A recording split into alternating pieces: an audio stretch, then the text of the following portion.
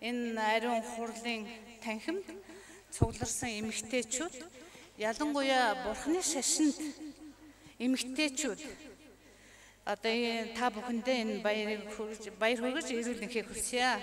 Тэгээ Бурхны шашинд энэ тодтголын цаана одоо хар аяндаа одоо тийм сайхан сэтгэл ариун үйл хэн бүхний сэтгэл бууж байгаа хаа.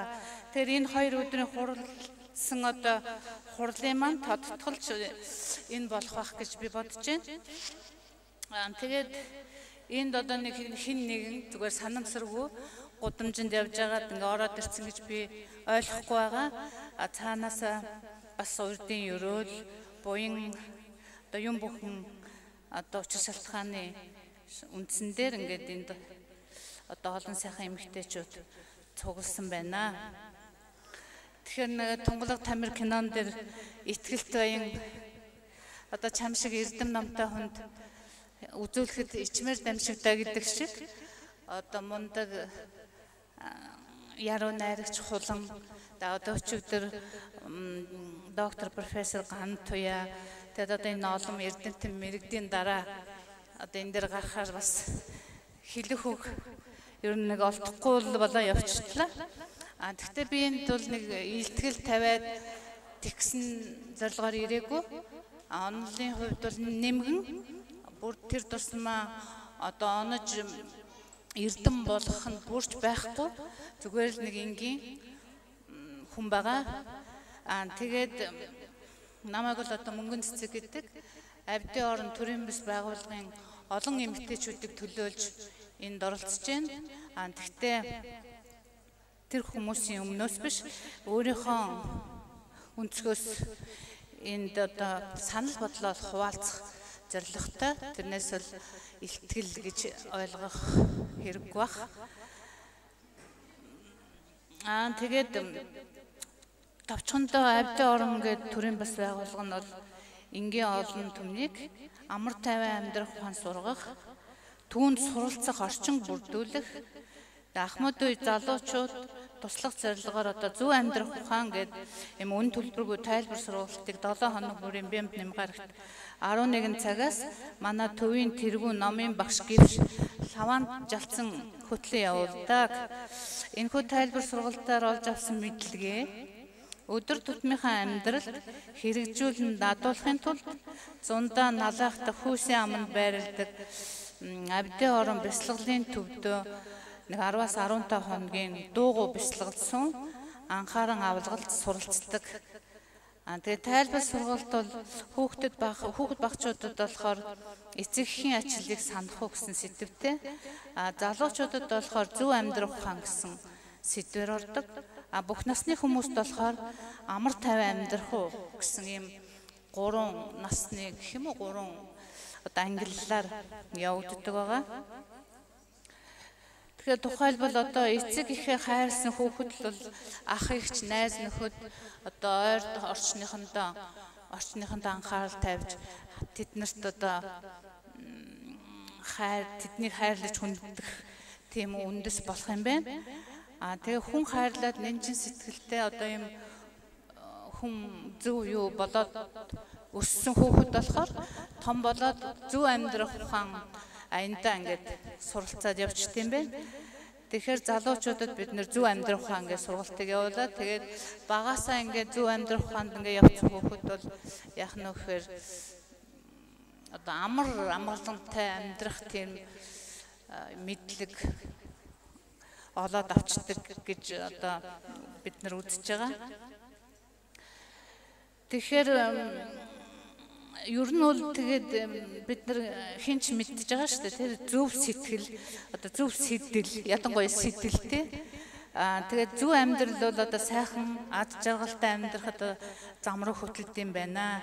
Энэ л одоо тэр зөв сэтгэлийг үүсгэх тийм ёс суртахууны зөв төлөвшлөл нь хувь хүн гэр бүл одоо байгууллага хамт олонны одоо сайн сайхан амьдралын үндэс болд юм байна. Тэгэхээр амьдралын алс хиттийн амгаланг олох арга зам бол сайн үйлийг бүтээх, амьдралын бэрхшээлтэй асуудлыг үүсгдэг муу үйлийг төвчих явдал юм байна. Тэгэхээр тэрхүү энэ сайн муу үйлийг тооцох юм бол одоо маш олон зүйл ярьж цаг авах учраас ерөнхийдөө товчхонтой бол ажиглалтай амьдрах 10 сайн үйл төвчл зөх одоо 10 хар нүгэл гэдэг энэ бол одоо хамгийн үндэс суур. Энийг бол хүн бүхэн мэддэг. Тэгэхээр сайн муу үйл нь бол 3 үүдээр гардаг гэд бид нар мэдж байгаа шүү дээ. Тэ бие хэл сэтгэлээр л гарна. Өөр ямар ч зүйлээр гарахгүй юм байна л да. Тэгэхээр энэ бие хэл сэтгэл энэ үйлийг төвчээд цагаан үйлийг бүтээгээд ингээд явахаар яах нь бид нар сайн сайхан амьдралд хүрэх юм байна. Энийг одоо алхам тутамдаа бодоод ингээд баримтлаад хэрэгжүүлээд ингэж явах юм бол энэ бол зайлшгүй тэр амгаланд хүргэх юм үндэс нь юм байна гэд би бол энийг зүгээр өөрөө тэр юунаас л бас бодоод ингээд сүүлийн үед ингэж бодоод байгаа.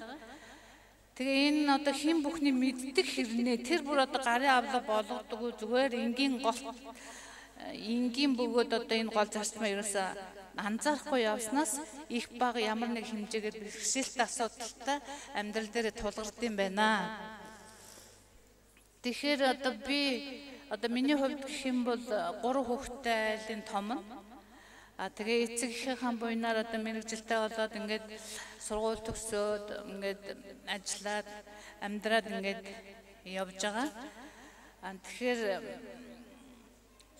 юу гэхээр манай ээж бол одоо их 98 оноос л ингээд хагас бүтэн сайдар ингээд алга болчихдог байхгүй юу. Тэгэл бид нар чинь нэг амралтын өдөр гэр бүлэрээ суугаад ингээд нохол цагаан идэл ингээд суух гэхээр ээж байхгүй. Ээж хайцсан гэхээр номд явсан л гээд. Тэгэл 10 хэдэн жил болсон манай аав тэгээд энэ таны ээж чинь нэг юу улираад идэм үү хаашаа нэг хичээл номонд явлаа л хий төгсөхгүй нэг юмд яваад их ингээд цаашлуулж ирсэн. Тэгээ багш ээж маань ерөөсөө тэгээ нэг олон юм ярихгүй нэгэл мөгөлж яншдгүй манай болохоор эрдэм намынхаа ажлыг хийгээд хаваарийнхантай ямар ч төвөг учруулахгүй нэг юм гомдлоод янз бүрийн өвлээд ингэдэггүй. Тэгээ тийм орчинд өсөөд ингээд яваад ингээ өдөө хүрээд тэгээд өөрийгөө одоо бас болж гэн одоо мэрэгчлээ болсон ингээд болж гэн гэж боддог байлаа. Тэгээд одоо ээж маань яг ингээд юу яаж байгаа юм л да. Энэ гівшил хаваанжилсан багшийн тэр тайлбарт номонд явдаг.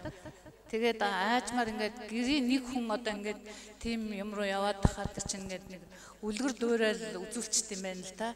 Зүгээр ярихгүй, заахгүй. Тэгтэл өөрийнх нь нөгөө байгаа байдал нь ингээд гэр орондоо айгүй тийм нөлөөтэй. Тэгэхээр энэ цугласан хүмүүс бол бүгдээр гэр орон та нараас үлгэр дуурайл авж байгаа. Ялангуяа одоо энэ ч цугласан бурхан шашин эмгтээчүүд гэдэг утгаараа заавал тийм сайн нөлөө үзүүлд юм байлээ, эрэг нөлөө. Тэгээд юу яагаад одоо ээж чинь ингээд за одоо багш тийш явах гэж унаа хэрэгтэй төв юм чинь цас үзүүлэх хэрэгтэй гэл байнга л нэг заримдаа нэг хэсэг айгүйх ингээд яагаад багасаа нэг ээж аавынхаа үгнээс гараагүй бид нар чинь одоо дуртааш дургууч нөгөө юмд нь явж байгаа байхгүй юу. Тэгээл нэг хаяа нэг салхинд гарахт нь ингэж машин энтер олж өгч ингэж явуулаад ингэсээр л алгуураар ингэж юу руу орчиж байгаа байхгүй тэр сургалтанд. Тэгээд сургалтанд ороод юу мэдэж авсан бэ гэхээр өөрийгөө одоо ингэж тэр юу нөгөө сургалтын сэдв нь зөв амьдрах ухаан гэж байгаа байхгүй. Тэгээд бас бодоод байгаа юм л да ч одоо бид нар ч одоо буруу амьдраад байгаа юм уу? Яагаад одоо зөв амьдрах гэж яасан бол доо гэд тэгсэн чинь угаасаа өөртөө айгу хит үнэлсэн тий.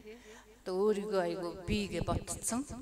Тэгэхээр юмыг дандаа буруу оноод тэгээд ерөнхийдөө бол өөртөө зөв гэж байгаа болохоос тэрийг хин зөвгөө хэлсэн мэдэхгүй тэгэл явж исэн байна л да. Би өөрийнхөө тухай ярьж байгаа шүү. Тэрнээс бүх хүмүүсийг тэгж байгаа гэж хэлээгүй. Тэгээд ингээд айгу өөрийгөө мундаг шиг явж илаа. Тэгсэн чинь юу яа гэмээр нөгөө хичээл дээр ингээд үзээд хүн ерөөсөө юу яах юм бэ наа. Багш маань ингэсэн баггүй та нар өөрийнхөө хүүхдийг ч гэсэн те яг сэтгэлээсээ хайрлаж чаддгүй байхгүй юу хүн гэхгүй юу. Тэгэхээр нь одоо бусдыг хайрлахгүй байж магадгүй хүүхдээ бол нэг эрхвш нарайчтай хайрлахгүй юм гэдэг чинь бас арайчтай гэж дотроо бодож ирсэн. Тэг ингээд олон хичээлийн дараа ингээд бодоод байсан чинь үнэхээр яг нарийн сэтгэлдээ өөрийнхөө амар амгалангал бодож хүүхдээ хайрладаг байсан юм шиг байна шүү дээ одоо. Энэ хүүхэд сургууль төгсөөд надад тэр учруулахгүй, энэ би санаа зовхгүй, ингээд л байх юм бол би ямар байгаа байхгүй юу? Тэгэхээр тэр хайр чинь нөгөө хүүхэдтэй яг жинхэнэ хайраар очихгүй байхгүй юу? Тэгсэн мөртлөө тэр хүүхдтэйгээ айгүй тийм болох өөрийнхөө хүснээр л байхын тулд тэр чинь хамгийн түрүүнд өөрийгөө бодчихж байгаа байхгүй юу? Тэгээд л өөрийнхөө хүснээр байлгахын тулд л нөгөө хүүхдэд шахаж шаардаад нөгөө хүүхд чи яг юу хүсэж байгаа яамаар байгаа юм тэр талын ерөөсөө шууд орхиол ингээл хүчээр юу яага явчихд юм байна. Тэгээд л энэ дээрээс ингээд бид нар ингээд бодоод цаашаага за эн чин тийм юм байна үнэхээр ийм юм байна гэж ойлгоод одоо заасан номоо яг амьдрал дээр яг ингээд гарын авлага болгох хэрэгтэй юм байна гэдэг дээр манай төв бас нэлээд анхаарч ажилладаг байхгүй юу. Тэгээд 8 шүлэгт оюун судалбар гэдэг хичээл ороод эхний 4 мөртийг багш тайлбарлаж байгаа юм л да. Хамаг амтныг зэндмэн эрдэнэс хавьгүй дээд хэргийг бүтээгч гэж хурмөг үнэн санаагаар хизээд дандаа эрхэмлэх болтугай гэж тайлбарлангуут л бид нар одоо гэртээ хараад бусдын төлөө ажилладаг хүн болоод баахан сүржигнээд ингээд байжсэн чинь багш маань ингэж байгаа. Бусдыг хайрлна гэдэг чинь одоо хажуу хаврах гэрийнхнийхээс л эхлэв шүү. Тэгсэн бусдыг хайрлаж байгаа нөгөө гэр орно хашчаад явж байгаа байхгүй юу. Тэгэнгүү тэр биш ээ. Яг хажууд байгаа гэр орныхноос эхлэн тэгжээ цаашаа явнаа. Энгийн юмыг л одоо бид нар юу аах би мэддэг юм байна л да. Тэгээд л юу яагаад ингээд одоо юу гэж хэлэх гээд байна вэ гэхээр энэ бол айгүй тийм энгийн мөртлөг бид нар баримталж мөрдөл зохих юм юу юм байна зарчим. Энэ бол зүгээр л тэр энэ 10 хар нүглийгээ төвчээл алхам тутамдаа бодоол чин сэтгэлээсээ хүнтэй харьцаал ямар ч хуурмаггүй сэтгэлээр одоо бусдын л бид нар дэмэнд ингэж үдээ зэрэгтэй явж байгаа болохоос биш яг дангаар ганцаараа би юу ч хийж чадахгүй юм байна гэдгийг л маш сайн ойлгох хэрэгтэй юм байна. Тэгэхээр бусдын дэмжлэг өнөөдөр энэ хурал ч гэсэн та бүхний энд хүрэлцэн ирээг бол энэ хурал болохгүй. Тэгэхээр заавал харилцан хамааралтай бид нар амьдардаг. Тэгэхээр бусдгүй бол би хинч бишээ гэдгийг ойлгоод ирэхээр өөрийгөө жоохон татаад за би бол бас хинч биш шүү. Энэ хүмүүс их чухал хүн шүү. Энэ хүмүүс их юм бүтээсэн мундаг хүмүүс байгаа шүү гэд энэ дээрээс юу гэхэд бие засаад гэрээ засаад төрөө зас гэдэг өгний утга учирыг бас жоохон ч гэсэн энэ чинь одоо ингэж хэлсэн юм биш тэгээд бүх зүйлийг өөрөөсөө эхлэхээр одоо ингээ хичээгээд явж байгаа юм жирийн хүн байгаа. Тэгээд энэ хурлаас та бүхэн одоо яг ингээд нэг